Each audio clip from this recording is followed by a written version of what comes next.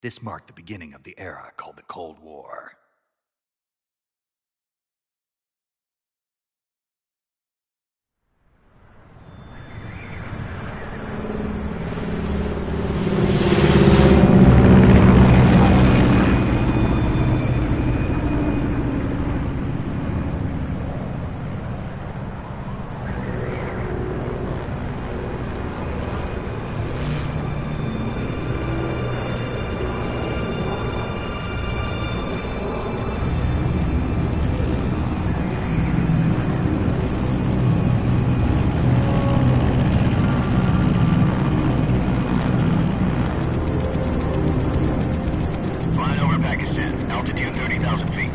Approaching Soviet airspace. 20 minutes to drop off. Commencing internal depressurization. Equipment check. Arm main parachute. All right. You ready to go? Drop zone still showing a high pressure mass. Cav okay. Good. We've got high visibility.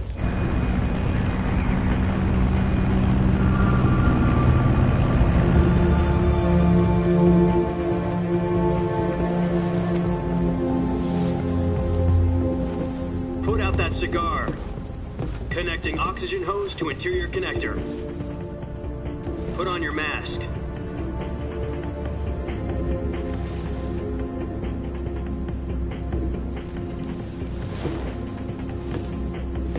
Does this panty waste know what he's doing?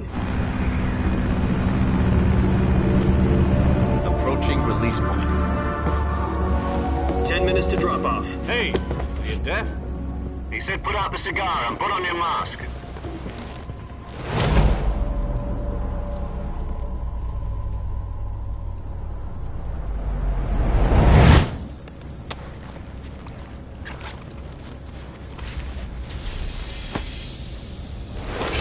Depressurization complete. Checking oxygen supply. 6 minutes to drop off. Opening rear hatch.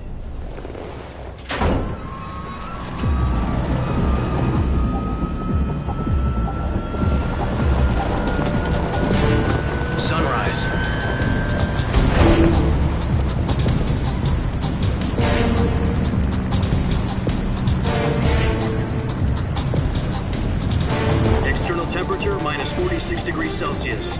2 minutes to drop off. Stand up. You'll be falling at 130 miles per hour. Try not to get frostbite from the wind chill. 1 minute to drop off. Move to the rear.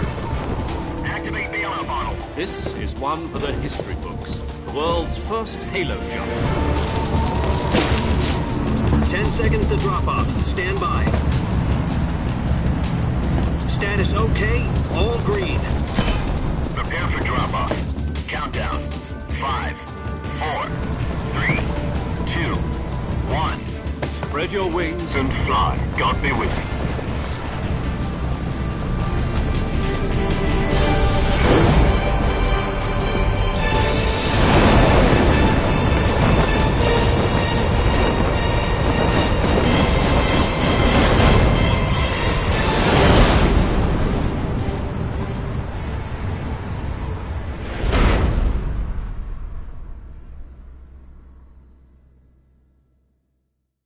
Jack, I've got some important news. The head of the CIA has finally given us the green light for the virtuous mission. Virtual mission? No, the virtuous mission. The future of our Fox unit depends on it. If it succeeds, we'll be officially organized into a unit. Virtuous mission? Sounds like some kind of initiation ritual. You know, don't get cocky. This isn't a training op. Right. So what exactly is this wonderful mission? Well, about 2 years ago, a certain Soviet scientist requested asylum in the West through one of our moles.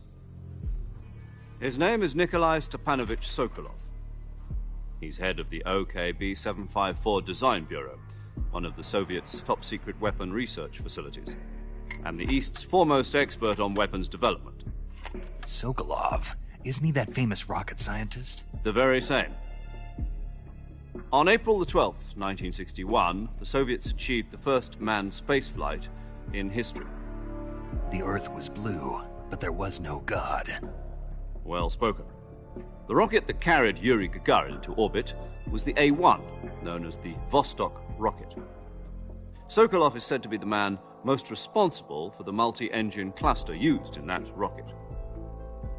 After Gagarin's flight, Sokolov left rocket development to become the head of the newly established Design Bureau. From a lowly technician to head of a design bureau, that's quite a success story, so why do you want to defect? It seems he'd become afraid of his own creations. Afraid? Call it a crisis of conscience. And for that, he left his country and his family behind and went over the fence? Not exactly. One of his conditions was that his family was also to be taken safely to the west. We used a mole to get the family out first and succeeded in sneaking Sokolov over the Berlin Wall shortly afterwards. I was the one who conducted the operation. The security on the eastern side was still full of holes back then. Then what? We got Sokolov over in one piece, but the whole ordeal had left him exhausted, and we checked him into a hospital in West Berlin. It took him 2 weeks and more than 600 miles to get from the research facility in the Soviet Union to Berlin. He was in no condition to say anything coherent. And it was only a week later that we had something much bigger on our hands. The Cuban Missile Crisis. October the 16th, 1962, President Kennedy received word that the Soviets were in the process of deploying intermediate-range ballistic missiles in Cuba. The President demanded that the Soviets dismantle and remove the missiles. At the same time, he announced a naval blockade to prevent further missile shipments from reaching Cuba. But the Soviets didn't back down, instead placing their armed forces on secondary alert. Soviet transport ships carrying missiles continued on course towards Cuba. US and Soviet forces went on alert for an all-out nuclear war. Frantic negotiations were conducted through the UN's Emergency Security Council and unofficial channels to end the hair-trigger standoff. Finally, on October the 28th, the Soviet Union agreed to remove its missiles from Cuba, and so the world avoided a nuclear holocaust.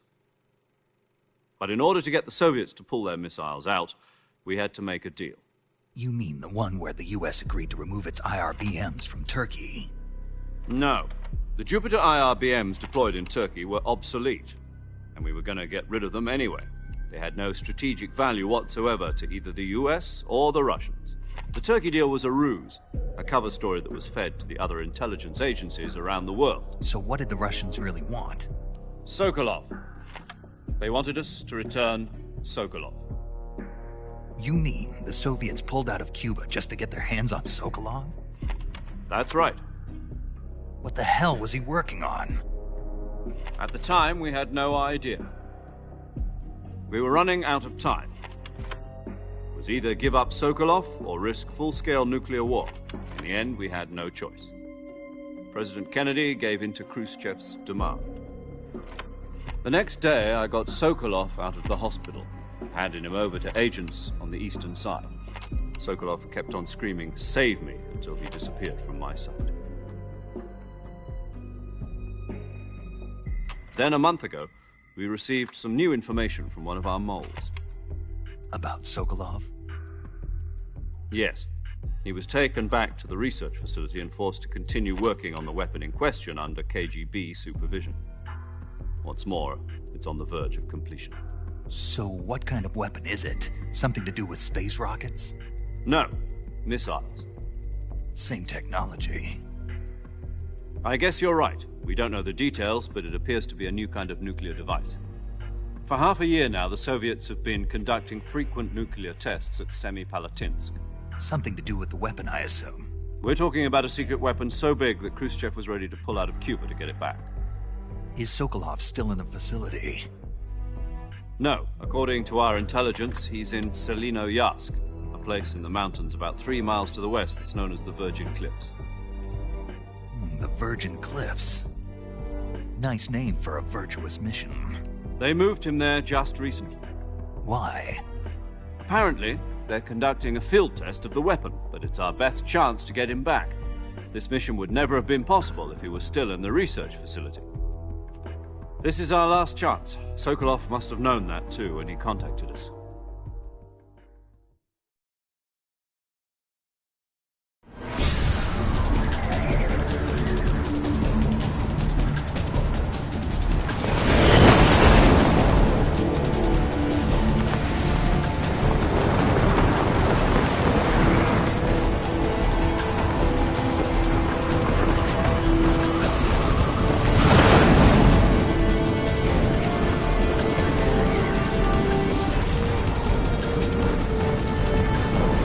Listen up, Jack. Your mission is to infiltrate Selino Yask in the Soviet mountains, ensure the safety of Sokolov, and bring him back to the west.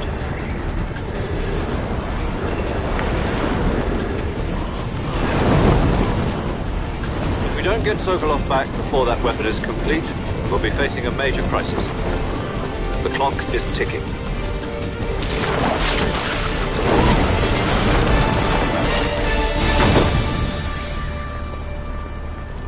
Once we've confirmed the rescue of Sokolov, stand by at the recovery point. A recovery balloon will be dropped at that point. Helium will be pumped into the balloon to inflate it. The process takes about 20 minutes. Once it's complete, the gunship's arm will latch onto the balloon and pull it up. The Fulton surface-to-air recovery system. I'm familiar with the theory. Take it easy. It's been combat proven. Do you think Sokolov is up to it?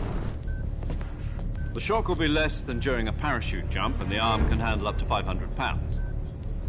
So you're planning on going over the border in a single combat Talon? She's equipped with two 6-barrel 20mm Vulcan cannons, as well as two 40mm machine guns. Sounds like she could hold her own against a battalion of tanks. Even with the fuel in the reserve tank, we're facing a 4-hour time limit. If all goes well, it shouldn't take more than a few hours. Home in time for dinner. But if anything goes wrong, you'll be eating dinner, breakfast, and all the rest of your meals in the jungle.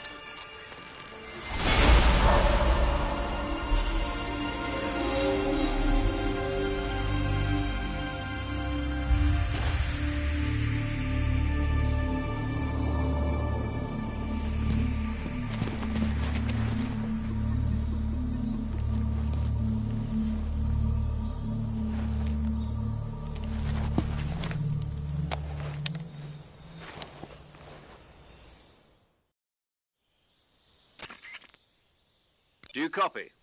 You're already in enemy territory, and somebody might be listening in. From here on out, we'll be using code names to refer to each other. Your code name for this mission will be Naked Snake. I'll be referring to you as Snake from now on. You're not to mention your real name. Snake? What, you don't like snakes? What do you mean? Well, you've eaten one before, haven't you? In survival training. I'm glad to hear that. I don't know if I'd ever order one in a restaurant, but... Be careful, you might not have a choice. What about you, Major? What should I call you? Let's see. I'll be Tom. Call me Major Tom. This will be a sneaking mission. You must not be seen by the enemy. You must leave no trace of your presence. Is that clear? This kind of infiltration is the Fox unit's speciality. In other words, weapons and equipment are procured on site. That goes for food as well. You're completely naked, just as your name implies. Great. Now I see why you asked me if I like snakes. I suppose calling me Snake was your idea of a joke, too. No. There's a good reason for that. I'll tell you later when the time is right. Gotcha. Getting back to the subject, how exactly am I supposed to feed myself? You've been issued a knife and a tranquilizer gun. Use them to hunt for food. You'll also find some medical supplies in your backpack. Yeah, about the backpack. I lost it in a tree on the way down. I see. Well, you'd better go back and get it then. You know where it is? No problem. I can see it from here. It's stuck on a branch. To climb a tree, stand in front of a tree that's covered in ivy and press the action button. I'll be monitoring your progress over the radio. We can't risk violating Soviet airspace, but I'll be in the gunship. My frequency is 140.85. I'll give you a call if I need to talk to you. If you need to talk to me, use the send function. Okay, Snake, go get your backpack.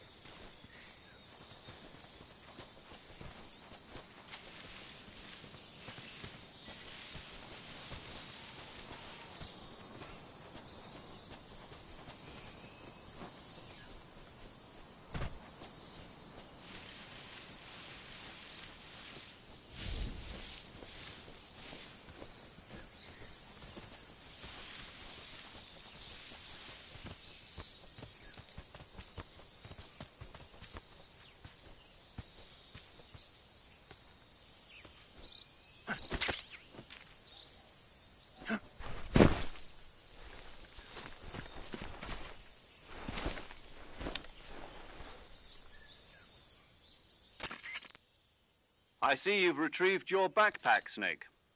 To equip a weapon, it's necessary to take it out of your backpack. In the survival viewer, choose Weapon from the backpack. Your available weapons will be displayed in a list on the screen. From that list, choose the weapon you want to equip and press the Enter button. For other equipped items, just do the same thing from Item. Got it. Use the survival viewer backpack. Yep, that's right. Survival is fundamental to this mission.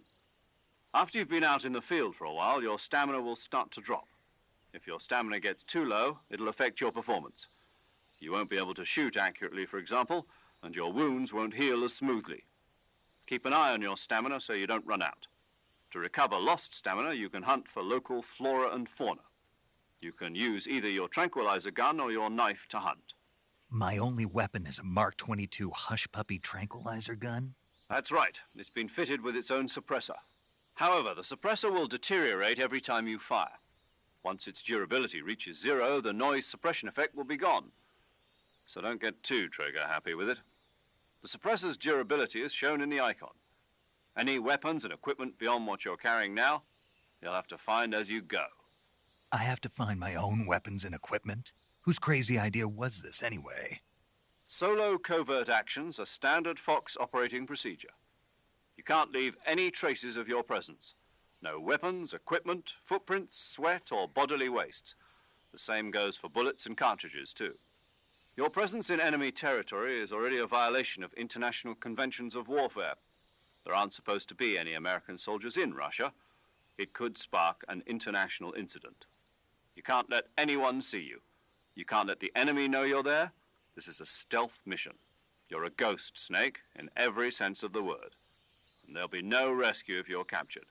The military and U.S. government will deny any involvement in the affair. Then I'll just have to take care of myself, huh? I'm afraid so. You've been given a fake death pill for that purpose. SIS guidelines stipulate that soldiers on covert ops like this one be issued a potassium cyanide capsule. Tape it to your body so you can take it when you need to. How generous of you. Use it if you're taken prisoner by the enemy. It'll send you into a state of false death for a short time. Fooling them into thinking that I'm really dead. So how do I come back to life? Just take the revival pill. You mean that thing they put in my tooth before the mission? That's the one. But be careful. If you remain in a state of false death for too long, nothing will be able to bring you back. Remember that. I'll keep it in mind. You said this was a solo mission, right? Right. I guess that means I can't count on any reinforcements. Correct. The mission rests entirely in your hands. A real one-man army. Relax. There's a support team ready to back you up over the radio. Who? I'll introduce them to you. This time, survival is of utmost importance. The first member of the support team will be in charge of monitoring your physical condition, acting as a medic, so to speak, as well as recording your mission data. She's a member of Fox as well, and she's here on the gunship with me. She? Hello, Snake. I'm paramedic. Nice to meet you. Paramedic?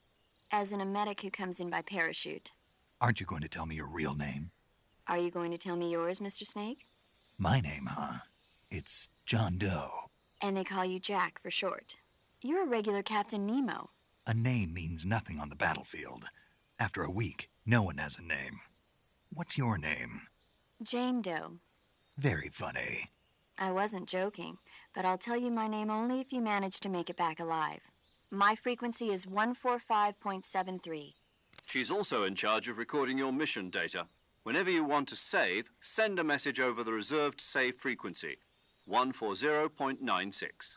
So saving lets me record my mission data. That's right. It also records the state of your health. Good to know. There's one more person I want to introduce you to, Snake. Huh? Speaking of snakes, you remember the boss, don't you? A legendary soldier and your mentor. Actually, it was the boss that got the DCI's authorization in the first place. She's going to be serving as Fox's mission advisor. The boss is? She also helped me plan this mission. She and I were at SAS together. Jack, is that you? How many years has it been? Boss? That's right. It's me. Oh. Talk to me. Let me hear your voice. It's been 5 years, 72 days, and 18 hours. You've lost weight. You can tell just by the sound of my voice. Of course I can. I know all about you. Really? Well, I don't know anything about you. What's that supposed to mean? Why'd you disappear on me all of a sudden? I was on a top-secret mission. You didn't need me anymore. But there were still so many things I wanted you to teach me. No, I taught you everything you needed to know about fighting techniques. I taught you all I could. The rest you needed to learn on your own. Techniques, sure. But what about how to think like a soldier? How to think like a soldier? I can't teach you that. A soldier needs to be strong in spirit, body, and technique. And the only thing you can learn from someone else is technique. In fact, technique doesn't even matter. What's most important is spirit. Spirit and body are like two sides of a single coin. They're the same thing. I can't teach you how to think. You'll just have to figure it out for yourself. Listen to me, Jack. Just because soldiers are on the same side right now doesn't mean they always will be. Having personal feelings about your comrades is one of the worst sins you can commit. Politics determine who you...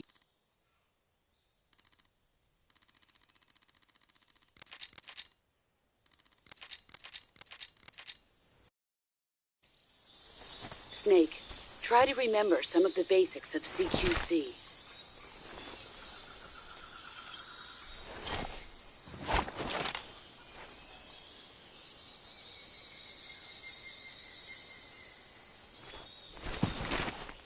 Commencing virtuous mission. Now,